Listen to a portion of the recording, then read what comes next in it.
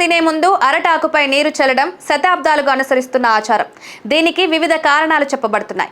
అరటి ఆకులపై సహజంగా కీటకాలు, సూక్ష్మజీవులు ఉంటాయి. నీటిని చల్లి శుభ్రం చేయడం వల్ల ఆకు మీద ఉన్న కీటకాలు, సూక్ష్మజీవులు తొలగించబడతాయి. అప్పుడు ఆకులు ఆహారం తినడం వల్ల భద్రత ఉంటుందని నమ్మకం.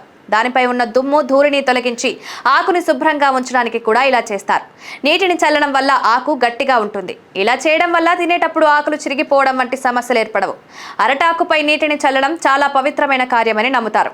ఇలా అరటాకులో ఆహారం తింటే దైవిక శక్తి ఆశీర్వదిస్తుందని కూడా భావిస్తుంటారు. అరటాకులో భోజనం తిన్న తర్వాత దాన్ని లోపలికి మడత పెడతారు. ఇలా చేయడం ఆహారాన్ని తయారు చేసి వడ్డించిన వారికి గౌరవంగా చూపించే మార్గంగా పరిగణించబడుతుంది. కొన్నిసార్లు ఆహార అవశేషాలు కూడా ఆకు లోపలి భాగంలో ఉంటాయి. అందువల్ల బయట నుంచి ఆకును లోపలికి మడత పెట్టడం సులభం. అలాగే ఆకును లోపలికి మడత పెట్టడం వల్ల సూర్యరశ్మి దానిలోకి ప్రవేశించదు.